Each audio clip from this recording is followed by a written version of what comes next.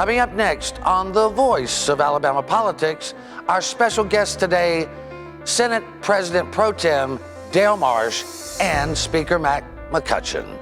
Also, the V-Team takes a look at special election. And Governor Kay Ivey has a new chief legal advisor. Not him. That's the wrong one. Let's do it again. And Governor Kay Ivey has a new chief legal advisor. Not that one. Not that guy. Jonathan, what's wrong?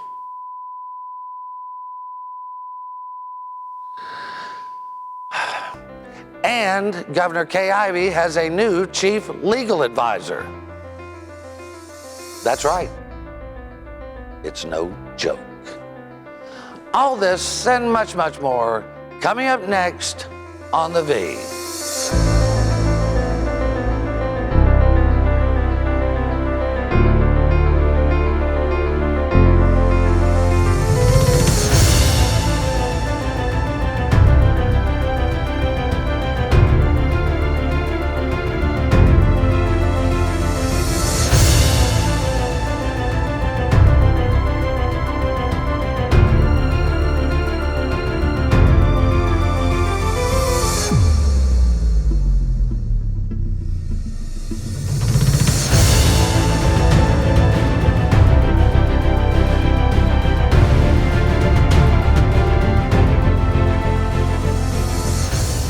Welcome to The Voice of Alabama Politics, where we tackle the tough issues so you have the hard facts.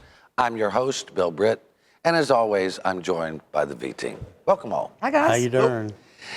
I don't know if we're safe, Susan, sitting between these two. No, for the last 30 minutes, we've been trying to get the show started, and these two won't quit. I still have a mental picture of Jonathan walking by with a pistol strapped. I'm terrified. And handcuffs. There's no way this goes now. And breaking news to everybody. You don't know Bill O'Reilly got fired? No, really? Who knew? But there you go. Another piece of breaking news. The state has a new governor, Kay Ivey. She took office, and she so far has made several moves that are encouraging. One, she fired John Mason. She fired the red-faced Neanderthal, Stan Stabler. And then, Jack, she called a special election. She did. She moved the special election from November of 2018 to replace Jeff Sessions to August 26th. It's December is the actual election. That's the general election. The general. The primary will be at the end of September.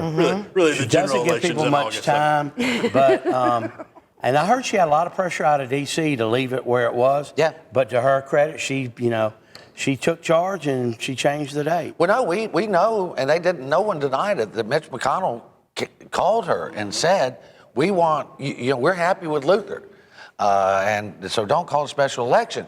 So we started looking at Mitch McConnell's campaign contribution. He got several million, tens of millions of dollars from Sheldon Adelson out of the Sands in Vegas. So I don't even think would he be considered a congressman from where? Josh?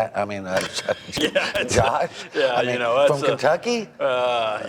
It's pretty fishy, and there's some ties there with Luther Strange and some casinos and some casino magnates and some other folks running around, and that was not a good day for him when that special election was called. I can't imagine there wasn't I know there was a conversation between him and Kay Ivey, but I can't imagine that went very well. But it kind of gives him an advantage to having it early because he's already sitting on almost $1 million that he's been able to raise since he got into the Senate. Yeah, but there's a lot of people out there that have already committed more than that and vowed some rich to people match. Are running too. Right. And I don't know if $1 million buys back.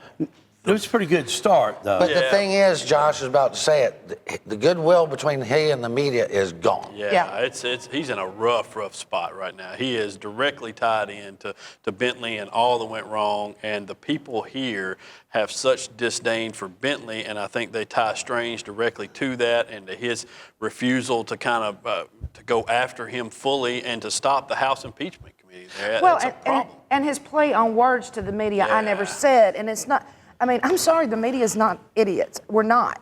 we understand that you're nuancing your words, and that really made a lot of people mad. Well, and the general public took it, and Bentley and them spun it. He never said, he said, I never said there was an investigation. What he should have said was, I can neither confirm nor deny.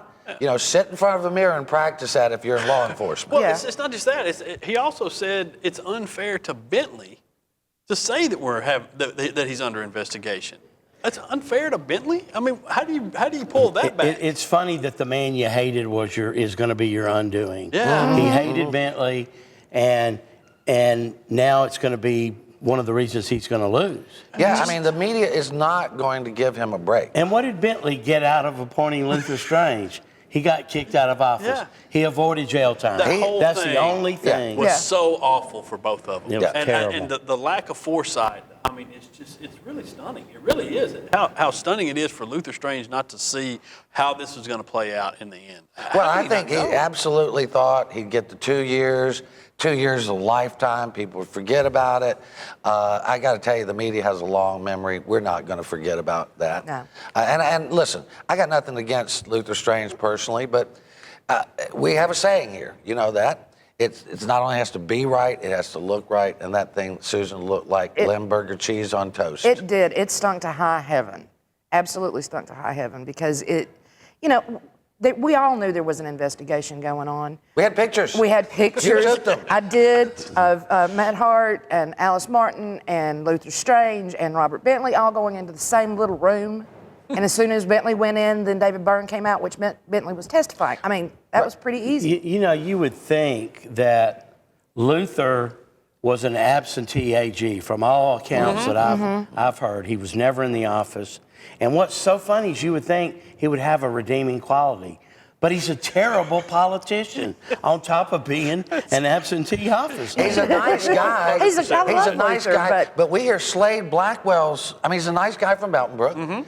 And we hear Slade Blackwell's running. So Mountain Brook's off the table. Yeah. Slade owns that. I mean, that's Jack's right. I mean, he's 100% right. You would think all he had to do was not say anything. Right. I mean, if you just shut up, really, if you just shut up and don't say anything, you probably get away with this. But I mean, when he come out and made those statements and made people believe that there wasn't an investigation into Bentley, it just makes everybody think there was a cover-up of something, whether or not there was or not. Right. It doesn't matter. The appearance matters.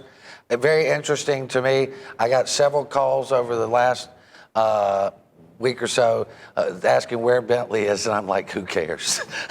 Cleaning out the house last week. Yeah, he was. Another thing, one of the things that we do, several senators have taken issue with, and we have taken issue with, is that Kay Ivey brought in Bob Riley's lap boy, Brian Taylor, right, Josh, as her chief counsel, which is right next to chief of staff. Yeah, and I just... it's another move that I just don't understand. I mean, if you wanted to bring in somebody who was close to Bob Riley, you could have done that, and then also gotten yourself a decent attorney who people respect. And the problem is everybody universally loathes Brian Taylor. Including the press. Yeah, I mean, and including a lot of people in the legislature. I mean, that she's going to have to work with, and that's the biggest problem. I mean, Brian Lyman, who's one of the most straightforward reporters, I mean, he did a straight piece on Brian Taylor that made him look sort of right up there with Vlad the Impaler. I mean, it was pretty dang bad. Well, Brian supposedly wrote these great ethics laws that have more loopholes than anything you've ever seen, which helped created all these foundations and everything else.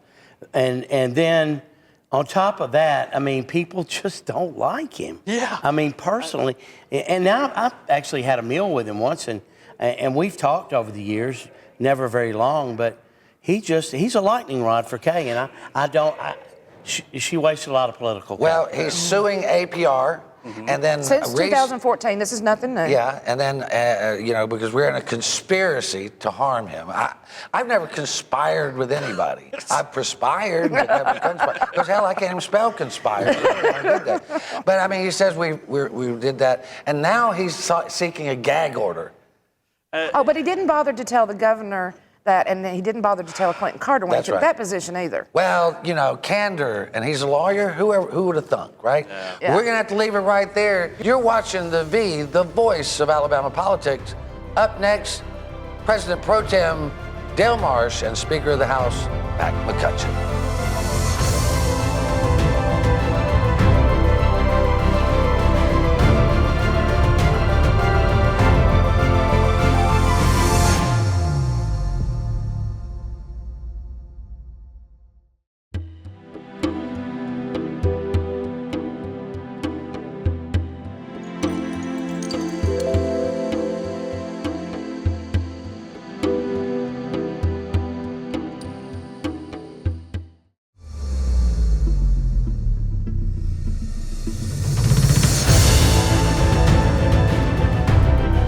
Welcome back to the voice of Alabama politics. We're happy today to have a special guest, Senate President Pro-Tem Dale Marsh. Senator Marsh, thank you. Hey, Bill. It has been a long session, a lot of activity this last couple of weeks, most of it not good when it comes to the governor, but the new governor is in place. You are moving forward with the agenda of the Senate.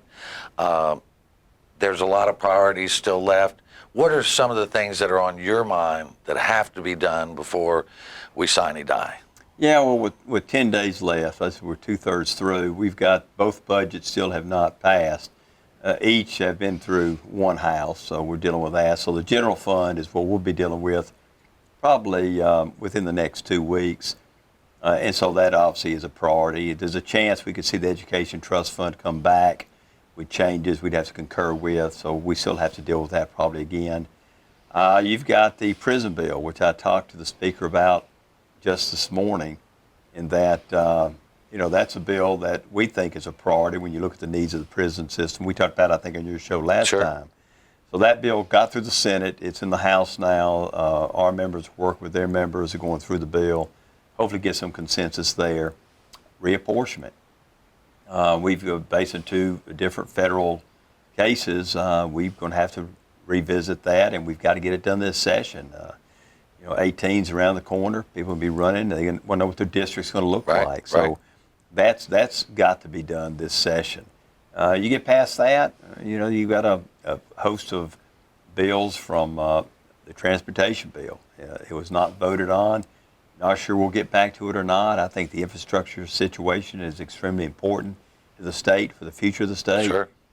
We've talked about that. It's been 25 years since we've had an increase in revenue and in taxes for infrastructure. Whether or not we'll be able to revisit that, I don't know, but it's one I think we have to at least consider. When we talk about the prison bill, Susan and I toured Tutwiler recently with Commissioner Dunn.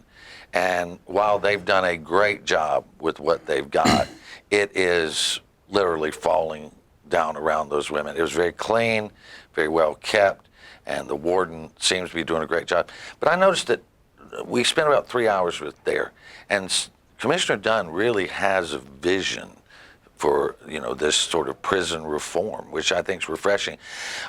You're fully on board with getting something done this Yeah, no doubt about it. And I'm pretty close to what the commissioner wants to do.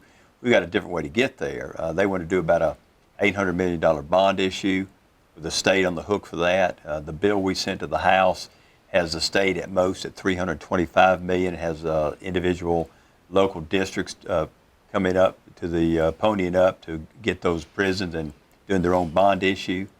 But it still acquires, or at the end of the day, you'll have 3 new male prisons, and more restoration to be done to Tutwiler. Right. It's not a new prison. You got to remember Tutwiler, although very important, but if you look at the entire prison population, I believe Tutwiler is like 2,000. We got a prison population of 18,000, so predominantly male. Right. And that's where the biggest problems exist. Sure. And what we're trying to address. You don't have as much violence and the women's side as you do in the men. Right. And you've got brutal people in there with people that are just in there for minor offenses. I mean, they're all prisoners, but not all prisoners are equal, right? Yeah, but in the bill that we sent to the House had significant dollars for improvements at Tutwiler as well. Also very important in that bill, which I think is much increase in vocational training. Right. Right now, out of the prison population, we have about 700 inmates receiving vocational training. That should be about 2,500. And they are in the building. It has room for the post-secondary to be involved in that process to provide vocational training to those prisoners that we know are going to be out of the systems. Right. You were talking about the infrastructure bill. I mean, you know as well as anybody, or probably better than most, if you do not have the proper tools, you can't attract business and you can't do business. If we have crumbling roads, bridges, and high-speed internet, all kinds of things. If we don't have them, we can't grow the economy like we would like to. We can't, and it's starting to show. The problem is, normally when you see a bill of infrastructure, any kind of a tax increase, you normally see it in the first year of a quadrennium. Right. And once you get past that midway point, it's tough to pass a piece of legislation deal with a tax increase. People want a chance for in this case, highway projects to be well underway so the people in the district see what they're getting for their tax dollars. Right. And when you don't have that opportunity, it's hard to pass a piece of legislation. So I'm a full believer, and I'd support an infrastructure bill tomorrow, but in reality, I don't think, I'm just not convinced that there's, as you saw, a week or so ago, right. The bill floundered in the House. They thought they had the votes, didn't even take a vote at the end of the day. And it has to start in the House. So until it gets out of there, we really can't. And there's no hope of it going anywhere next year, an election Yeah, there year. again, I think the closer you get to that election cycle, you might as well just get ready to wait to the next quadrennium. We've got about 2 minutes, and the questions have started coming up ever since Governor Ivey announced a special election to replace the seat vacated by Senator Sessions, who went on to be our Attorney General. And of course, your name has been at the top of list for Senator, Governor, and probably anything else you chose to run for. You've got a long track record and you've been successful in business. That's two of the things people look at. You haven't made up your mind yet. No, I mean, of course, it's been great to serve in the state Senate as Pro-Tem, been wonderful. I do think it's time for me to make a decision, perhaps ask, where can I best benefit the state of Alabama? And we've explored that. My wife and I have talked to family. I've had friends. And both the positions you talked about, the governor and this U.S. Senate situation, are both areas that I have interest in. I've got to ask myself, what's the best skill set for me? How can I best benefit the state? And that's what I want to. I really want to be. I'm sincere about that. How can I serve the state? And so I've got to make that determination, and I will have to do that, I think, within the next week to 2 weeks, and go forward. It has changed that I've got a great relationship with Governor Ivey. I think she's very competent, enjoyed working with her in the Senate, and I want to be supportive of her. So obviously looking hard at the Senate situation because of that as well. You would want to run through at an incumbent when there's a vacant seat in the Senate. There's only about 2 candidates we know of that could self-fund. If Mr. Jimmy Rain decided to run, which there's indications he could self-fund. You're another one who could self-fund, but that's a calculation that's serious. It is. There you go. I'm going to look at it very seriously, and there again, it's about am I the one to serve the state of Alabama in that capacity? That's what I'm going to look at. If I think I am, then and I believe in it, then you're correct. I could self-fund to an extent. I would do so. Okay. We appreciate your service and appreciate you being on The Voice of Alabama Politics with us. Come back anytime. Thank you. Appreciate it. You're watching The Voice of Alabama Politics. Our special guest today is Senate President Pro-Tem Dale Marsh.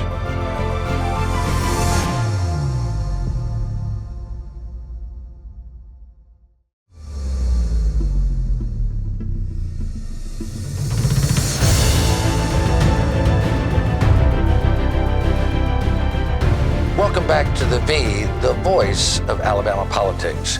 We're in the House with Speaker McCutcheon. That's the People's House. Welcome to the People's House. Thank you, sir. We are getting down to the wire. There are still some very, very important bills that have to be passed, the budget, of course. This past week, the gas tax came up, you withdrew it. There are people who still have questions on whether it's dead, it's coming back, or what's happening for this session. Yeah, we've got some real question marks out there as to whether the bill will come back. I do know that the bill in its current form will not be back. Okay. That we had too many issues with the bond issue. The indebtedness was an issue for members, which it was something that needed to be talked about. Also, there was an issue with the old formula of splitting the local county taxes with the municipalities. And that was something that was put in place in the 90s. And of course, our cities and our state has grown since then. So the population in some counties are a lot different now. And that split needs to be addressed and looked at. So we need an infrastructure plan. But I really don't see us getting there for this session. Next year's an election year. Right. I can't see members wanting to entertain the possible vote of a gas tax during an election year. And I think that maybe we could take this time and continue to work and come up maybe with a comprehensive plan that might address all of our issues and maybe look at it after the election in 2018. Well, it seems like if we're going to have growth, jobs, population, all that, we're going to have to address infrastructure sooner than later. I know you had mentioned that the new governor, Governor Ivey, is backing some type of infrastructure plan, but it's just too complicated to get it through right now. Yeah, she's very supportive of infrastructure. She sees the need and the direct connection between infrastructure and economic growth. And we have been working very hard on this issue. I know me personally, I carried a bill last year. We did a lot of work the previous year trying to get ready for that. And so the issue is there. There's no doubt about it. And I would say 99% of the legislators in the Senate and House, they see the need. Right. It's just a matter of how do we get there and how do we Right. get the revenue we need. Speaking of the new governor, I suppose you've met with her and y'all have chatted. Tell us, how do you think that's going? It's going very well. Governor Ivey is very proactive.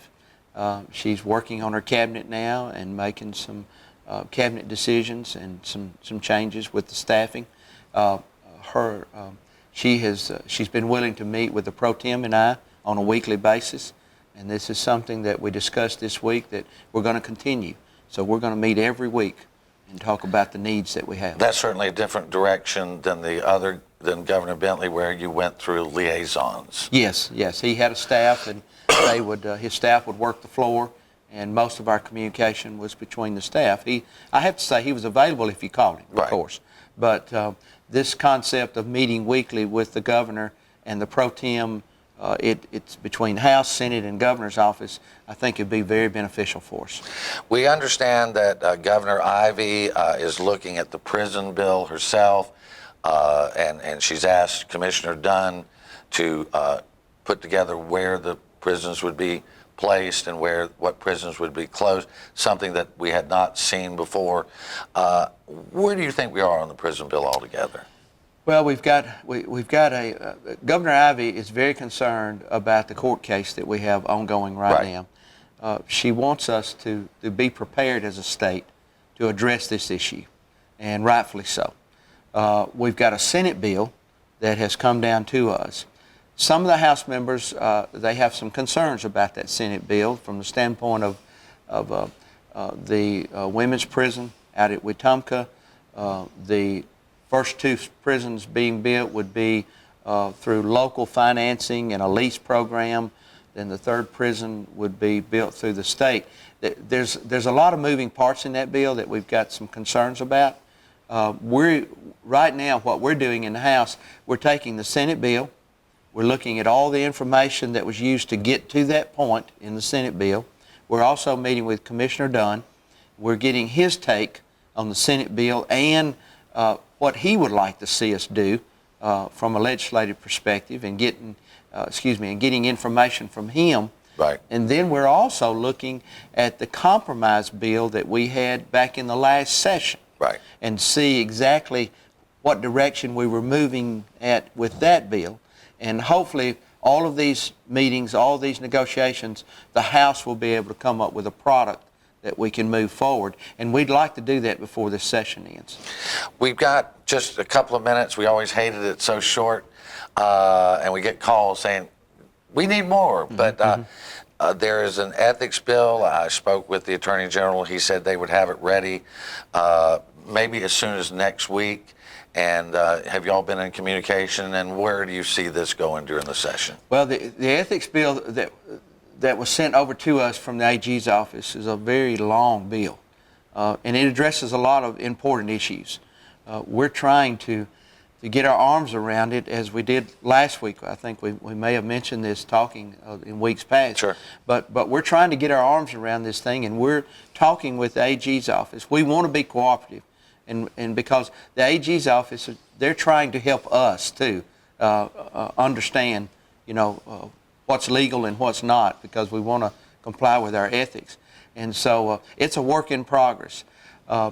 With the days we have left in the session, it's a priority for us, and we're just going to continue to work with the AG's office to see if we can get a product before the members before the session ends.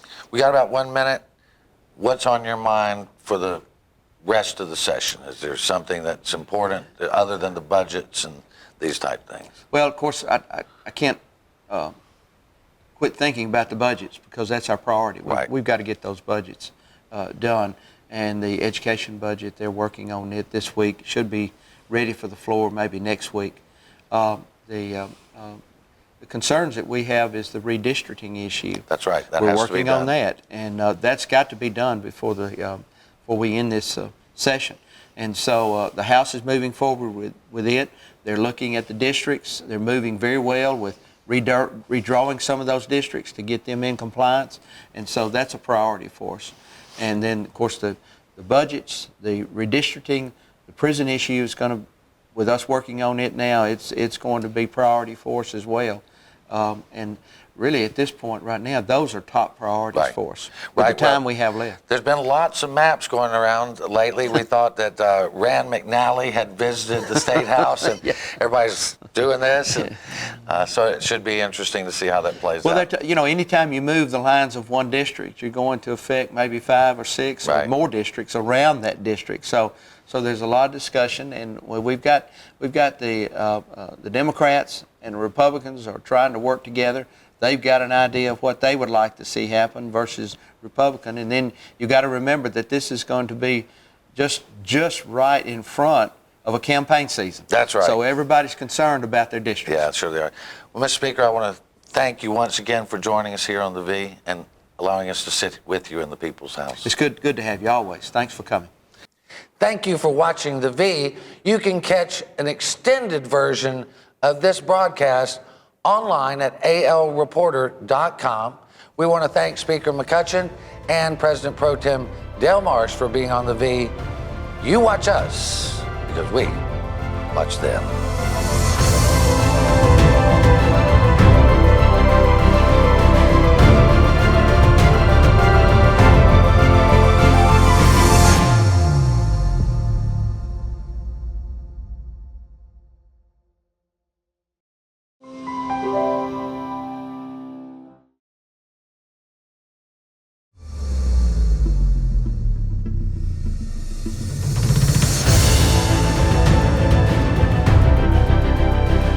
Welcome back to the V, the extended version.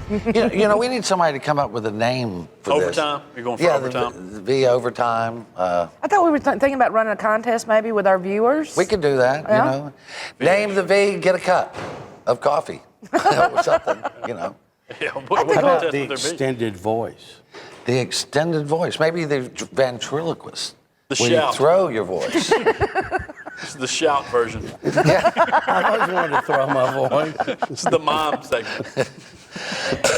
There may be people who really like that. Anyway, let's get to the subject. It is going to be a crowded field, Jack. I mean, right now we can count about 10 people that are saying they're throwing their hat in the ring for Sessions' Senate seat. What do you see coming? Let me say, at $2,700 as the maximum contribution, with 10 people in the race, money's going to be tight as hell. Yeah. Now, if Dale Marsh, who's rich, throws his own money in, or Slade Blackwell, Jimmy Rain. Jimmy Rain. I don't see him pulling the trigger, but maybe he will. Well, when we interviewed Marsh, I said, well, you're one of the few candidates can self-fund. He said, yeah, to a point. I don't know what that point is, $5, $10 million. I mean, before you start feeling it. But so let's look, Josh. You started looking at these. We've got who are some of the names? We got. All right. So Dale Marsh, Luther Strange, Roy Moore, likely, Ed Henry, Slade Blackwell, Perry Hooper, Bradley Byrne, Trip Pittman. Now, some of these are likely candidates, but I would say out of that group, let's assume everybody is running. I would put the top 3 in that at Dale Marsh, Bradley Byrne, and Roy Moore. Well, they're going to have the highest name ID, I guess. Mm-hmm. Marsh, not so much, right, Jack? But No. But Bradley, of course, and Roy Moore. Everybody knows, and everybody pretty much has an opinion. They do have an opinion. I just don't know where all the money's going to come from to fund these people. There are only so many voters in Alabama. Like Trip Pittman, he wants to run. I think in the end he probably won't. Mo Brooks is rumored to maybe be running. Yeah. Gary Palmer. Yeah. Now they could get D.C. money. Yeah. There's no question about That's that. And of course Roy Moore. I think that's why Roy Moore's not running for governor. He can raise a lot more money in a Senate race from outside of Right, Alabama. right. Absolutely. Right. And, Absolutely, he can. Now- it's kind of a free run for him. Why not? Well, this whole thing is a free at bat, Susan. It I is. mean, you're But not you losing give up. anything. If you're an office holder and you run and you don't have to give up your seat and you lose, you give up a lot of credibility That's and true. political capital. I wonder when you look at it overall, and you've seen kind of a trend, nationally of some Democrats doing well in unexpected areas. There was Right. one in Kansas. There was one in Georgia. Last night or two nights ago? Ossoff. Yeah, Ossoff. Yes, John is his first name, I John. believe, not Jack. And so, I think that I wonder if in such a compacted race with money being an issue, if there is a chance for someone who is a likable Democratic candidate, someone, Chris England was refuting stuff yesterday on his Facebook page and people begging him to run and stuff like that. And I'm not saying Chris England would be the guy, but someone like that, someone that a lot of people respect, someone that a lot of people can look at who is a rational person and get behind them as kind of an anti-Trump or an anti-establishment person at this point. It just seems so far out That in is Alabama. But I mean, listen, asking- That's I'm that asking- clay pigeon in the final analysis. No know, chance. I mean, every that was a red district in Georgia. A very red district. But it's just so hard. Somebody asked me that the other day, and they said, "Well, a Democrat ran against Shelby." And I said, "Name them." Because nobody can remember. No. But Nobody remembers. I think we're forgetting that Jimmy Rain has probably higher name ID than any of these guys except for Roy Moore. I mean, all he has to do is put on that yellow hat and say, you might remember me as the yellow fella.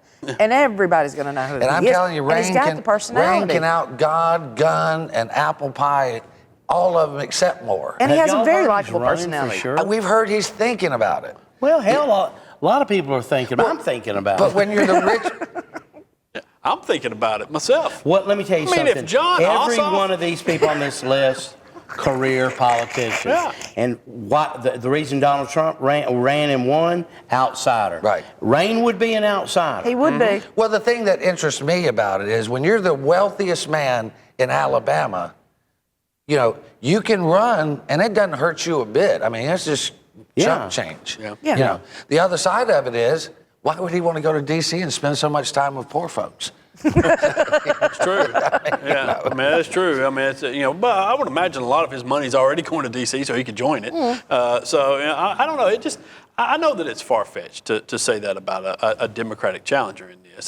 To me, when you look around the country, that was also far-fetched in all those other places. Yeah. And this is such a compacted race. If the Alabama Democratic Party is ever going to get their stuff together, ever and get off the toilet, so to speak, this would be the spot Well, to when do your it. chairman's stuck on it, Yeah. it's hard. Well, Knew that was coming. about it. Knew that was I coming. didn't think I'd have to spell it out You that much. set that. I mean, and who writes about getting stuck on the toilet? No, I mean, it's- that was a line in what? It was her like A the Christmas end of the year. letter It was to a Christmas everybody. letter, To yeah. everybody. It wasn't a line. It was a whole paragraph Yeah. or more. Which is indicative of the It's- shape of the Yes, budget. it is. It absolutely But it is. shouldn't be, and you're No. right. Who's your money on? I mean, out of this Yeah. list, who do Me? you- Yes. Yeah. On that list, well, I think you get Roy Moore and someone else in a runoff. I think that's where it comes down Not to. Luther Strange. I Not gotta- Luther Strange. I You don't gotta think tell you Luther though. makes a runoff? No, I don't. I think he has a hard time making a runoff. too. March's approach, which he outlined on the show today, and I believe it's in the extended version on the web, is that he plans to come back, unlike a lot of our other, senior legislators in D.C., and work with the leadership here.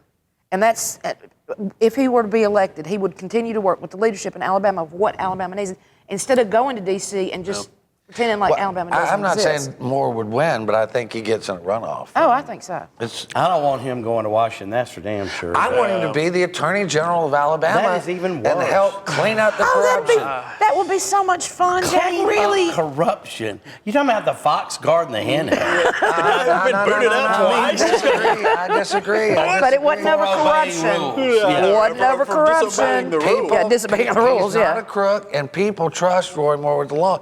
You go to rural Alabama, and there are more Roy Moore people than there are. I'd rather have Jim Ziegler. I mean, honestly, I would. I would rather have Jim Ziegler. Well, Jim's never seen a coat that he wouldn't wear. Exactly. Or a tie. And we were talking about this the other day. Jim is not a fashion, a plate. He's a whole damn Really? platter. You don't He's a say platter. that. He's a He gets on buffet. my butt all the time. Why do you say that about my ties? Because they're awful. I kind of like Bradley Byrne. Not necessarily win, but he can raise a lot of Washington money. I think he's done an outstanding has. job. Yeah. Oh, he'd be a great senator. If you're no a doubt yeah. about it. mainstream Republican guy, he's done a great job. That suits his personality more than the House. It really, really I does. like Ed Henry personally. I mean, if I want somebody there who's just going to tell me everything that's going on, I want Ed Henry. I mean, he can't hide anything. He called our radio show. He can't even hide the stuff he doesn't know. And there's one thing he didn't learn from Bentley, and that was he said God was going to tell him if he was going to run or not. See, I just don't. I'm sorry. I know, I know. Don't Didn't say get enough of that I'm with a Bentley. believer, but I've seen too many of them lose. I'm like, God wanted you to be a loser. Daydream believer. Yeah. Homecoming queen. Let me just break to people. God's not speaking to any of those people over there. Okay? He's not. That reminds me of the old Flip Wilson thing. The devil made you do it. He's not speaking. Yeah, to they may them. be hearing voices. What about But it ain't Stacey God. George? Yeah, Oh, Stacey, yeah, that's- Perennial. Speaking of a guy hearing Is voices. that what you call it? Well, that's when you plant them, you call them perennials. What about Gary Palmer? Gary might stand a chance, but don't think he's he more gets of to a a runoff. fire breather than I know. And I think they want some moderates in the Senate. I think they're kind of they don't want Freedom Caucus folks, as we heard from Tripp Pittman. Tripp is the only guy we know that can stand toe to toe, eye to eye with Luther Strange. That's because he's so doggone tall. Oh, But now, all right, now is anybody else on this list from Tripp Mobile and Baldwin? I mean, it's a Tripp chunk is- of votes. Tripp is going to run. Burn. He's going to run. And he's a sizable personality. Yeah. He is. You know? And he's more of a libertarian, really, than he is a conservative. So he would make an interesting One pick. thing you can count on with Pittman is if he says it, he believes it, and he is like a bulldog, will not let go of it until he gets his way. Whether it's true or not, he believes Well, it. yeah, I know. And he knows a lot about death, as we've evidenced over the last week. He Yeah, knows this a last lot week there was about- a whole lot going on about death. I know all these guys on this list, and I'm cool with any of them. I really don't want to see Roy Moore go to the Senate, though. I don't have. Roy And Moore didn't give me I a had hard one time. conversation with Gary Palmer, and after it was over, I had wished I'd had some no-dos. That's the dullest man my entire life. Did he tell you that he played for Bear Bryant? No. No, he didn't. Oh, he did. He usually tells everybody that. Yeah, he did. He played for Bear Bryant. So did Wesley Brett, but he's got sense enough not to run. And his wife is one of the most wonderful people She you'll is. Our ever favorite She's niece. awesome. Yeah, Our sure. favorite Yeah, niece. Don't absolutely. forget. Well, we've run out of time, but who's counting, right? Yeah. We ran out of town a long time ago. We're And out the of clock time. doesn't work, so hell, let's Yeah, I mean, keep on. it was D10 last time I checked. Well, anyway, these extended versions are kind of fun. Yeah. Any last thoughts? Any last words? No, Would you like to pronounce the benediction? no, I'm not very good at that. But, I'm kind of doing a wait and see on Kay Ivey. I think she's made some good decisions Yep. and very She has. decisive about things. Oh, yeah. But I'm a little squirrely about the Brian Taylor appointment. Yeah, a lot of people are. He's the guy that created the gambling task force that raided Milton McGregor and Green Track or whatever. And I don't want to see that happen Well, as again. Josh pointed out, he did it. How did he do it? How did he discover it, Josh? He discovered it by taking one sentence out of a 1997 Supreme Court ruling from Sue Bell Cobb. And The cornerstone. No. deal? No, this that was way way before that. This was in '97 when she basically said that that all of these machines are illegal, and she was talking about slot machines at the time, and she was saying all these machines were illegal in Alabama law. And so, but then the very next sentence, I believe, said something along the lines of, "But a constitutional amendment could change that." Yeah. Which is what they had, coming up 5 years later. And it's just that's the kind of law that they have built this whole gambling stuff on, is that sort of selective deal out of it. And you look through the Alabama Supreme Court cases the same way, and that's the guy she hired. Well, and that's Well, it's become an activist court. yeah, it I is, mean, definitely. it's everything Republicans abhor. Yeah, the it's- Alabama Supreme Court. When you look Right at those now. gambling Is decisions, that active? The only thing they're missing is the patches, man, where they get paid and they have to wear the sticker that says "I'm bought and paid Oh, yeah. for by." Yeah, like the so-and-so." race car drivers. Yeah, there's no doubt about that. I I mean- mean, if you just look at the gambling decisions alone, I Yeah. mean, one doesn't make any sense when you compare it to the other ones. And Yeah. they can't follow their own precedent that they set in those things. And it's really something. The last one that they issued for Green Track was so laughable that professors in colleges around here literally were laughing at them over that. Well, this Supreme Court is terrible, and this was Wretched. this was the best money could buy. And Right? I guarantee you it bought them. Well, we're gonna have to leave it there. The wretched Supreme Court of Alabama, the third corrupt branch of government. Oh God! You've been watching the extended version. We're happy you just watch us.